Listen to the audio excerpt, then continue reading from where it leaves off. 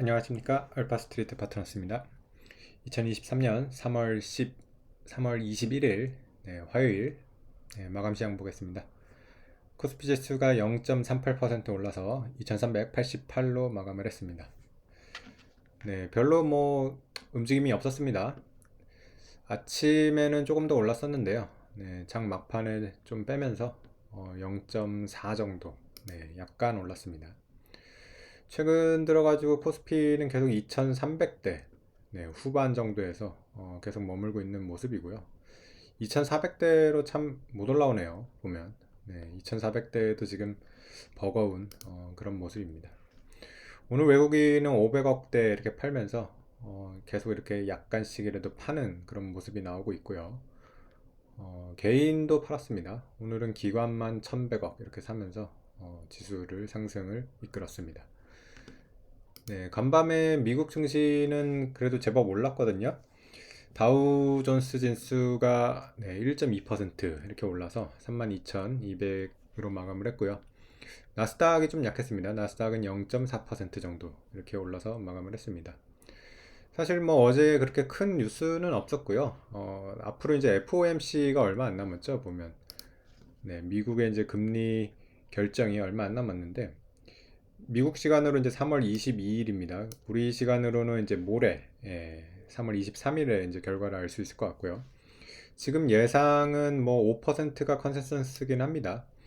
근데 지금 보면 시장에서는 동결 가능성도 꽤 보고 있는 것 같습니다. 최근 들어가지고 이제 은행 위기나 이런 것들이 좀 있어가지고 지금 동결할 가능성도 꽤 있어 보여요. 그래서 4.75냐 아니면 5%냐 이렇게 결정이 될 것 같습니다. 이것도 참 근데 금리 결정이 난 다음에 이걸 시장이 또 어떻게 해석할지 그게 참 궁금해집니다. 그 파월 의장이 어떤 식으로 얘기를 하는 거에 따라 가지고 좀 결정이 될 것 같아요. 만약에 동결이 일반적으로는 동결이 원래 이제 주식시장에는 좋은 건데 만약에 동결했을 때 또 이거를 경기 침체 신호로 받아들여 가지고 안 좋을 수도 있거든요. 그러다 보니까 지금 이 금리 결정 그리고 이제 거기에 따른 이제 연준 위원들의 발언이 어떻게 나오는지에 따라 가지고 또 이제 시장에 한번 변동성이 있을 것 같습니다. 어쨌든 그래서 지금 FOMC에 대한 기대감이 살짝 있어가지고 어제 이제 미국 증시는 이렇게 상승을 했는데 우리나라 증시는 좀 약했네요. 우리나라 증시 상승을 하긴 했는데 좀 약했고요. 아무래도 우리나라는 또 좀 계속해서 좋은 뉴스는 별로 없어요. 오늘 이제 21일이다 보니까 이제 또 수출 지표가 나왔습니다. 우리나라 수출 지표가 이제 10일마다 이렇게 발표를 해가지고 참 빨리 볼 수 있어가지고 좋긴 합니다. 그래서 이제 3월 1일부터 20일까지 이제 수출 데이터가 나왔는데, 계속해서 수출은 감소하고 있습니다. 지금 수출 17% 감소했고요. 무역 적자도 나아지질 않습니다. 지금 무역 적자가 63억 달러. 계속해서 이제 무역 적자가 심합니다. 지금 보면 수출이 계속 많이 주는 부분이 반도체가 여전히 안 좋고요. 반도체가 작년 대비 마이너스 44.7%입니다. 그리고 또 스마트폰도 안 좋아요. 무선통신기기가 지금 마이너스 40 거의 1% 이렇게 된다 보니까 지금 삼성전자가 참 순환입니다. 지금 반도체도 안 팔리고 지금 스마트폰도 잘 안 팔리고 그러다 보니까 이제 무역 적자가 계속해서 되고 있는데 그래도 이 원자재 같은 거는 수입이 많이 줄었는데도 그래도 흑자가 되질 않네요. 원유가 마이너스 10%, 가스가 마이너스 23%, 원자재 수입이 꽤 많이 줄었거든요.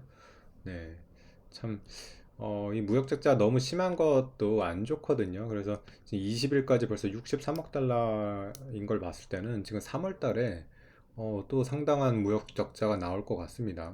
지금 단순 계산했을 때 거의 한 90억 달러 나오겠죠. 그러면 거의 사상 두 번째 정도로 큰 무역 적자거든요. 그래서 어쨌든 무역 적자가 이렇게 좀 걱정되는 바람에 우리나라 증시가 좀 시원스럽게 오르지를 못하는 것 같고요. 환율 같은 경우도 그래서 약간 올랐습니다. 그래서 1310원대 이렇게 지금 자리를 하고 있습니다. WTI는 그래도 좀 안정적이에요. 67달러 이렇게 지금 석유 가격은 좀 싸기 때문에 우리나라가 좀 반도체나 이런 쪽이 수출이 조금만 돌아오면 분명히 이제 흑자로 돌아설 수 있을 것 같거든요.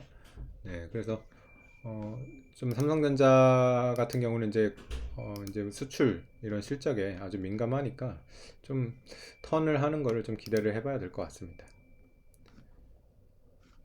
네, 주요 종목 한번 보시겠습니다.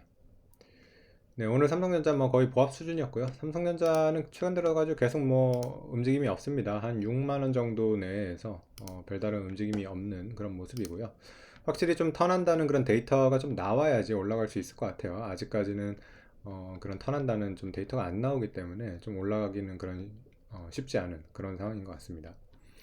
에너지 솔루션은 0.3% 올라가지고 네, 약간 상승을 했고요.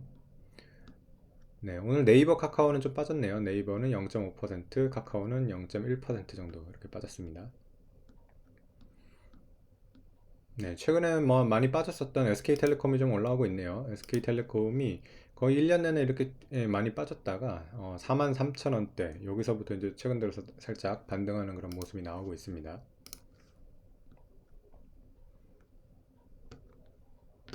네, 그 외에는 뭐 현대중공업이 오늘 4%대 이렇게 상승을 하면서 좀 크게 상승을 했습니다. 네, 어쨌든 이번 주는 참 이 연준의 이제 금리 결정, 금리 결정이 어떻게 될지, 그리고 또 파월 의장이 어떤 식으로 얘기를 할지, 이런 거에 따라 가지고 참 세계 증시가 또 움직일 것 같습니다. 우리나라 코스피가 참 2400선도 지금 버거운 그런 수준인데, 역시 이렇게 불확실한 장세에서는 참 올라가기가 쉽지 않은 것 같아요. 일단 연준에서 뭔가 이렇게 결정이 나야지 코스피도 좀 올라올 수 있지 않을까, 그런 생각이 듭니다. 네, 오늘 시황은 여기까지 하겠습니다. 감사합니다.